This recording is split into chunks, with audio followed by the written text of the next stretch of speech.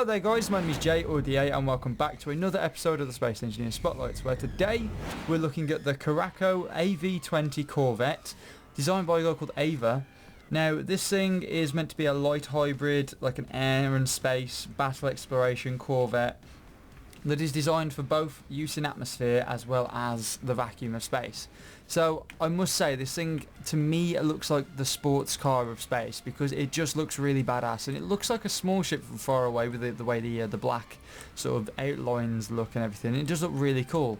Now this was actually shown to me by Ava recently because of the way he actually goes about designing and developing the ships that he builds, where he actually goes through and does base sketches first, which is something I do, but he then takes it one step further, and I could do this because I do have CAD software as well.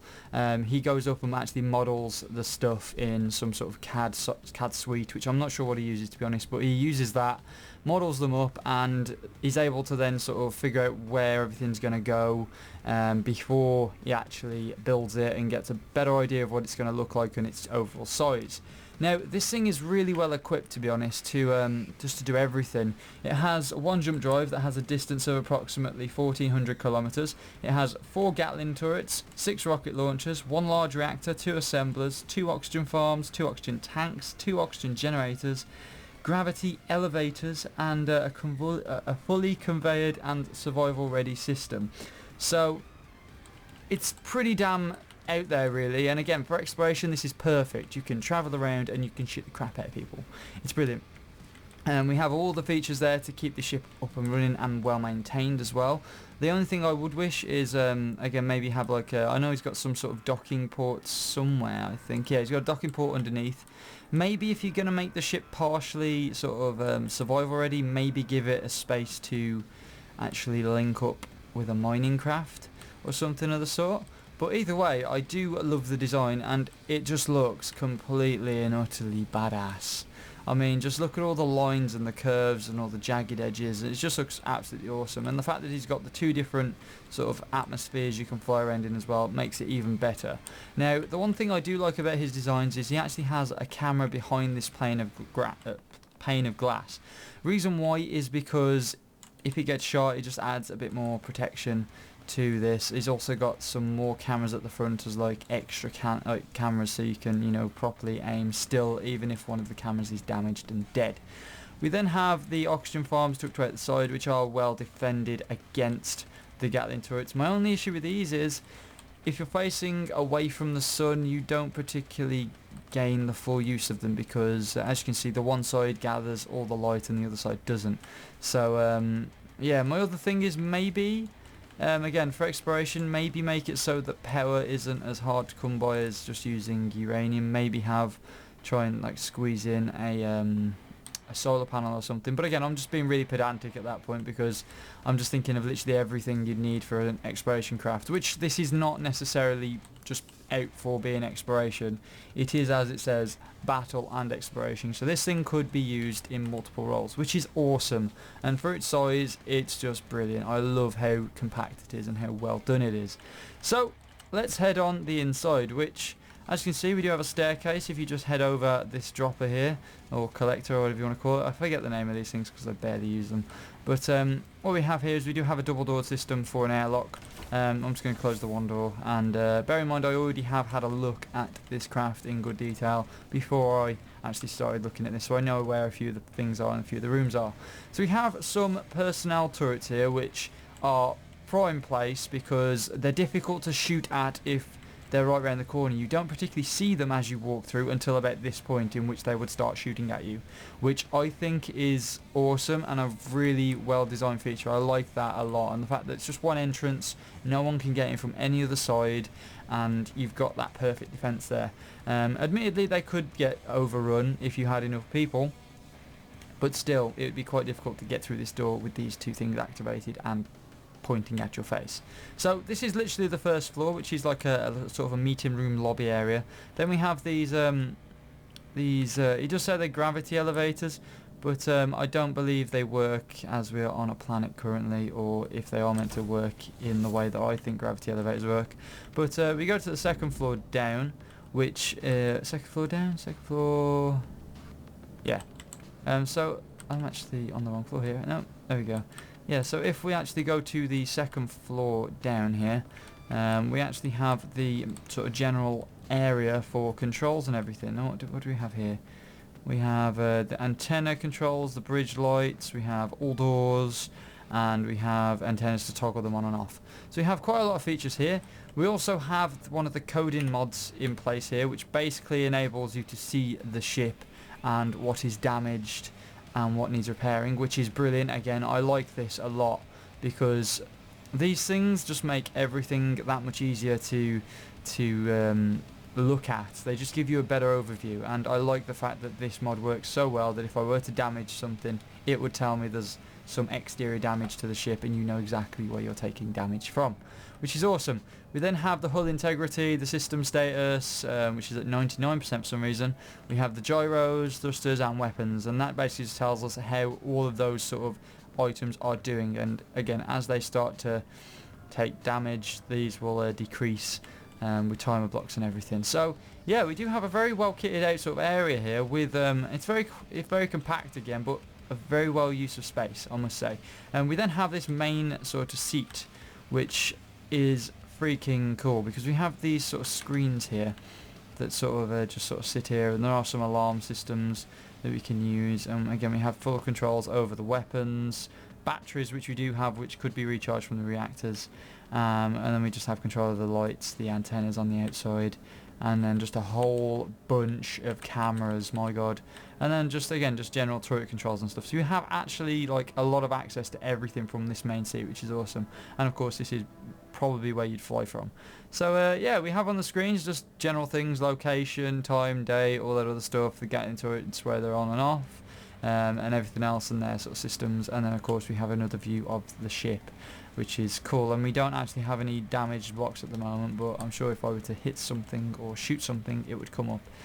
So yeah, let's head on forwards, because I haven't actually been through this room. I've been through everything else, but I haven't actually been through this room, which is actually, wow, just as a corridor, this is lovely. I mean, for vanilla as well, Jesus Christ, this is nice. I like this. So let's head through this door. Notice how everything's depressurizing for some random reason. We are on a atmosphered area as well, which is a bit weird, but this is like the main sort of operations processing sort of area. So what we actually have here is we have the lights for in here, the assemblers, turn them on and off, and then we have the oxygen generators to turn on and off as well. So we have a lot of controls down here for the things we need, and I like the way he's got everything so you can actually see it underneath, which just looks cool. So you can actually see all these thrusters and, you know, everything going off. It just looks really, really awesome down here, and the lighting is really well done as well. I believe the last ship I looked at from Ava was pretty damn sweet as well. So yeah, I like this. He's come a long way with the use of coding mods and stuff like that. But again, it's completely vanilla, and again you can use the code is already in here. It's technically a mod, but the game can read the code, so it's completely fine and completely vanilla. So you guys can read this, and you guys will be able to see all this when you sort of copy and paste the ship in as a blueprint. So yeah, let's close up this room and let's head back upstairs, and we'll go to the next floor down. So if we head back through here, we can go left or right. We're going to go left, and what we can do is we can just drop down to the next floor, which I believe is the sort of reactor room and everything else, and where the main sort of power comes from, and it is a blue room. So if we head through this door, again for some reason everything just keeps depressurizing. I think it's because of the atmospheres and the game just being buggy as is, but we actually have an idea of how much uranium is in here at the moment. We have 14.8k out of 12, which is a little bit strange, so it's a little bit weird. But then we have the power usage, how much we're using. We're using 0.1% of power at the moment. We have what the batteries are on, the power time, reactors, batteries, and all their kilowatt usage and megawatts and whatever, and their outputs and inputs, which is really cool. I like this room a lot. Again, it allows you to come in here and actually perform maintenance on stuff, which is awesome. And it's only a small room, but again, just seeing all these moving parts is awesome, and they're not exactly not doing anything because they are thrusters that are keeping us on, you know, in the air, which is just awesome. So I like this a lot. I like how he's incorporated the moving parts of the Atmos thrusters with everything else. It does look really pretty. So we'll close that up and we will carry on down, and we'll go to the very last floor, which is crew quarters. So what we have here is we actually have a bit of a screen here that just gives us a message from the captain, which if you guys do want to read this, feel free to pause the video now and check it out. Well, we have the hyperdrive here, the hyperdrive, the jump drive. I always call them hyperdrives, God knows. Anyway, we have some cryopods here. We actually have one, and then we have a med bay, so we do have some sort of healing capabilities in here as well. So if your men take damage and start to die, you can fix them. And then of course we have some beds, which are the passage blocks just turned on their side, which is cool, and a few seats, which I really like the use of space in this. He's used the space really, really damn well, and you can see there's a lot of planning gone into this to make it work as is, and it does work, may I say. It really does.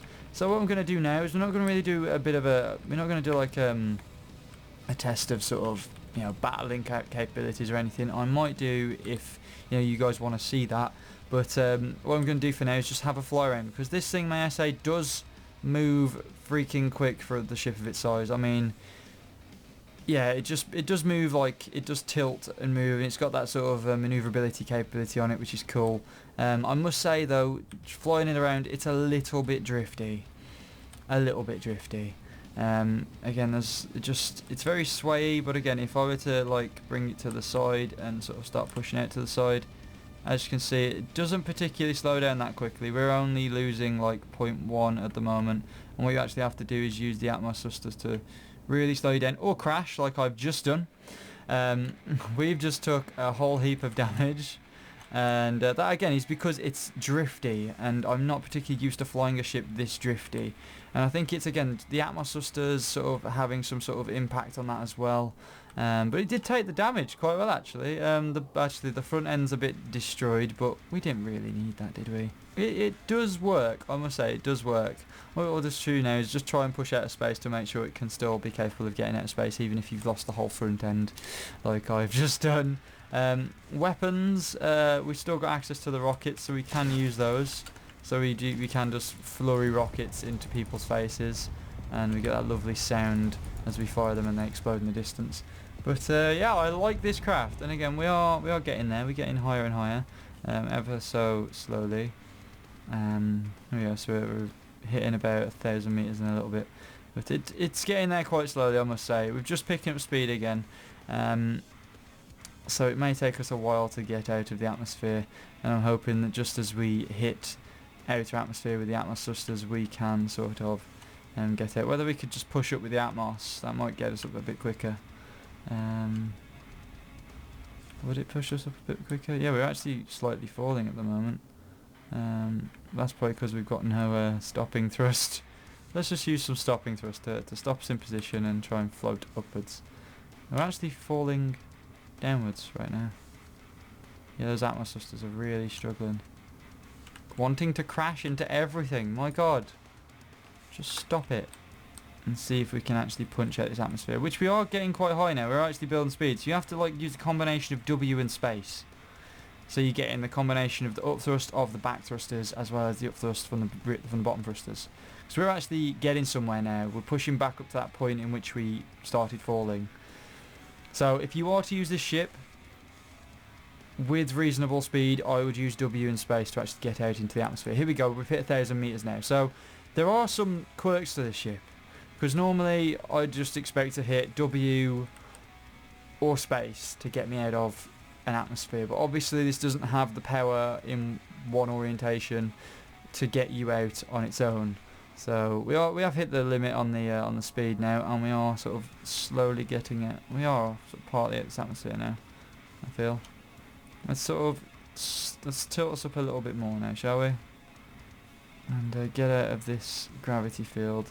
But as you can see, we've comfortably pushed out of the planet's gravity, and we're literally just going to leave the planet's gravity in a little second. So there we go, we've left the planet's gravity, and we're just going to slow back down. Awesome! So we're out of the gravity field now, so this thing can do as it has been advertised. However, you do need to know its quirks.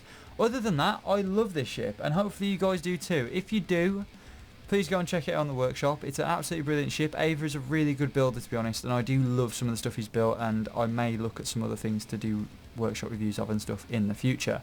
But if you guys have enjoyed this video, then please like, follow, and of course subscribe for more. Give it a like, comment below for any other builds you want me to check out, and I'll see you guys later. Peace!